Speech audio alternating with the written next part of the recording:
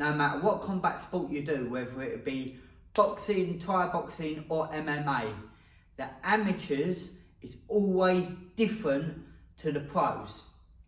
So the rule set will be different, and because of the rule set, the style and the way they fight is different. But it's amazing how many new time people in the gym who want to start fighting but don't even watch the amateurs of their discipline. So let's start with boxing. Boxing, out of all of them, ain't as bad. The only main difference is the head guard. I believe bigger gloves. I could be wrong, by the way, so please don't try and fact check me too much in the comment section.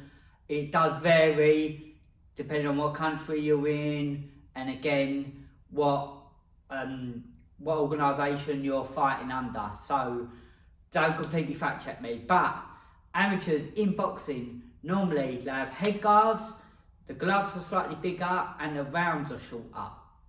So what does that mean because of this? Because of that, it means you're going to get less knockouts because you've got the head guard on. Not always, but generally you're going to get less knockouts, especially with the lighter divisions, because you've got the head guard on, you've got the thicker gloves and the rounds are shorter.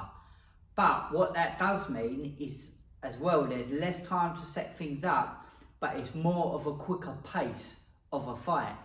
So if you're in the gym and you're training 3-minute rounds, for example, and your fight is half of that and it's 1.5 minutes, the pace is going to be so much different. You're not going to have time to set up strikes, and you're more likely to get gassed out because it's more towards a sprint rather than knowing you've got 3 minutes where you can break away, breathe and get your composure back.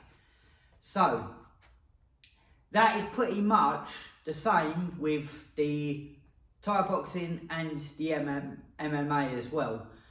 Rounds duration is a big one. There's normally less rounds, so less rounds of them, and the rounds are normally shorter. But because of this, it makes the pace of the fight that much quicker. So make sure you're training to your rule set for what you're competing for as an amateur. But as well, like I said at the start, you need to be watching it. You need to be watching amateurs fight to see how they move, to see the pace what people are putting on each other. And that will give you a lot better understanding before you actually compete, and it's not such a big shock. Obviously your coach should be telling you all this, but sometimes it don't always sink in. Sometimes you need to hear it from someone else. So if you're hearing it from me and it helps, great, brilliant. Right, let's move on quickly to Thai boxing. So the amount of people what I have in my gym, and I'm telling them all the time, so they're training for a novice Thai boxing fight. And in the UK, again, I don't know what it's like in other countries, but when you're an amateur or a novice, you're not allowed to use elbow strikes. So they'd be training, they'd be hitting a bad boom, boom, boom, boom, doing beautiful technique elbow strikes. But I say to them, but why? You shouldn't be doing it. You've got no need to be doing elbow strikes on the bag at this point. Don't get me wrong, it's brilliant to train elbow strikes and that, but if you're training for a fight, whilst training for that fight, you need to be training so specific. Yeah, you're wasting your time practicing elbows when you're not going to be able to use the elbows until you get to a pro level. Obviously, if you ain't got fights coming up and you're just in and out of the gym, then be my guest, train elbows all you want. But when you're training serious leading up to that fight, if you're by yourself on the bag, stop practicing elbows. Just leave it for a little while. Now, as we're going through them, like I said, the boxing is pretty just standard because of all the punches and that. But the Thai boxing, like I said, you can't use the elbows, you can't knee to the face. There are different rule sets like that. When you go to MMA, it gets even harder because of ground and pound. So, in amateur novice MMA fights, again, in the UK, some of them, you're not allowed to use ground and pound to the face at all when you're on the ground. So it is basically like a kickboxing fight standing up, And then if you go to the ground, it's basically a jiu-jitsu fight. You can hit to the body, but it's nowhere near as effective as landing that ground and pound to the face.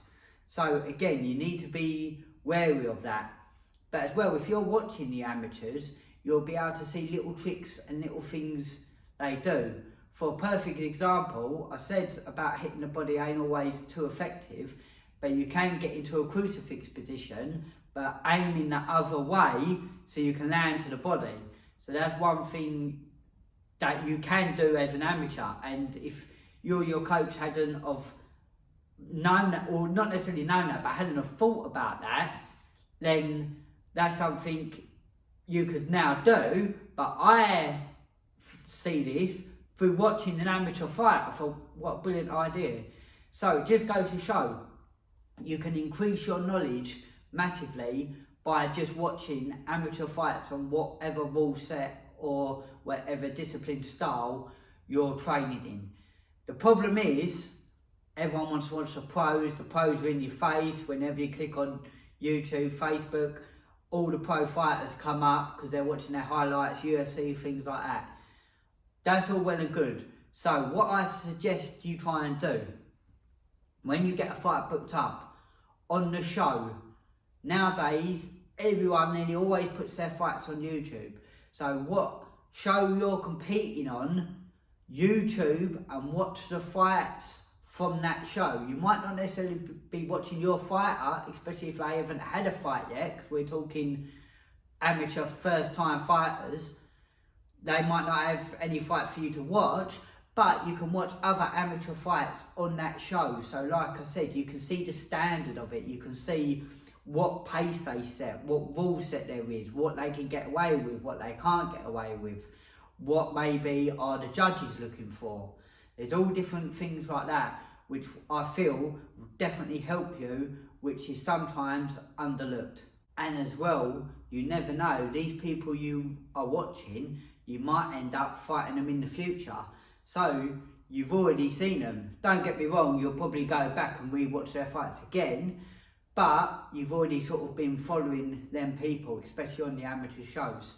Another thing as well is, little add-on tip here, make sure you're definitely watching your weight class as well.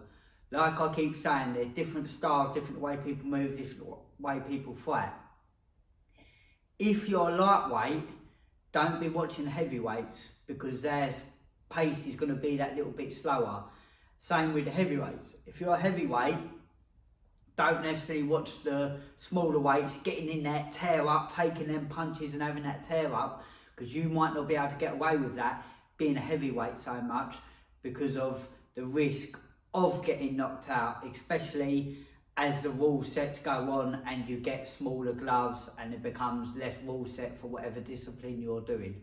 Again, I hope this video has helped someone. If so, give it a thumbs up, smash that subscribe button. If you want to see some more tips for combat sports, then check out this playlist over here.